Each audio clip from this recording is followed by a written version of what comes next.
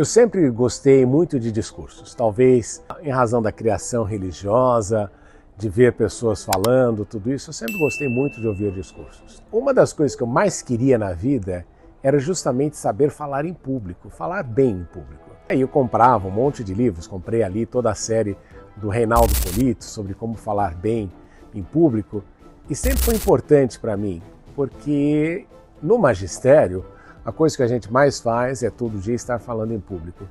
E eu fiquei muito surpreso uma vez quando eu descobri que falar em público é considerada a segunda coisa que as pessoas mais têm medo. Muitas vezes as pessoas têm mais medo de falar em público do que morrer. Então isso sempre foi uma coisa que me deixou surpreso com relação a esta questão de falar em público. E uma das coisas também que eu sempre gostei de fazer é de ver grandes discursos políticos. Um dos vícios que eu adquiri quando eu morava nos Estados Unidos era acompanhar as sessões do parlamento britânico, que acontece ali, acho que 2 vezes por mês, e você vê ali a discussão que existe, os discursos que são feitos. A questão mais relevante nisso tudo é que quem fala bem consegue ter aí projeção maior na sua carreira ou na sua vida. E claro que em conversa com os amigos a gente pensou, por que nós não fazemos aí um e-book falando justamente disso, de discursos e olhando para os discursos históricos de grandes políticos, diplomatas, e com isso tentar absorver e criar algumas lições. E obviamente que quando a gente estava conversando sobre isso, eu topei na hora, porque eu acho que é uma coisa que nunca é demais ter, né? Um aprendizado que nunca vai fazer mal. E aí nós estamos trabalhando nesse e-book, aí fazendo uma série de coisas sobre algumas técnicas, vocês já devem ter visto aí que nós colocamos algumas coisas no ar, mas eu quero justamente tratar deste assunto. E se você tiver já alguma dúvida, talvez fosse o caso de você mandar aí algumas perguntas para a gente fazer exatamente da forma que seja melhor recebida pelas pessoas.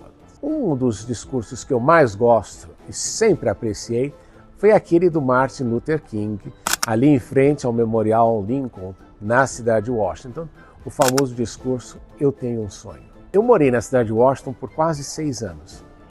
E eu confesso que todas as vezes que eu ia ao Memorial Lincoln, eu gostava muito de ver o lugar onde Martin Luther King fez o discurso. Existe uma marca precisamente de onde ele estava quando fez aquele discurso memorável, pedindo ali o fim da discriminação contra os afrodescendentes, contra os afro-americanos, e pregando um momento novo para o país, uma situação nova que deveria ser construída, em que ele dizia que ele sonhava com um dia em que não importa a cor da pele, o que importa é o caráter do indivíduo. Muitas vezes no memorial ali, Lincoln, eu tive a oportunidade de estar ali, olhar para aquele grande, que eles chamam de mall, né? Aquele grande jardim, aquela área, aquela piscina espelhada, aquela área espelhada, e ao fundo você vê o Capitólio dos Estados Unidos, a Casa Branca aqui à esquerda, mas fundamentalmente você olha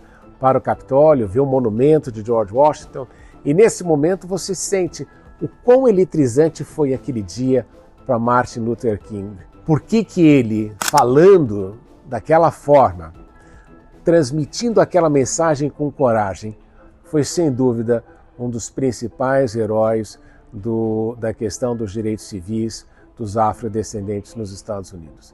Então falar é muito importante. Nós vivemos hoje em dia num período em que o mundo não tem dado para nós grandes oradores. Nós tivemos aí Barack Obama, que muita gente fala a respeito, não é? E nós comentaremos a respeito de Barack Obama, mas está faltando aqui o retorno daqueles grandes oradores, porque eles conseguem, de alguma forma, ativar algumas coisas dentro de nós para mudarmos a forma de ver a vida e acreditarmos que os dias melhores virão.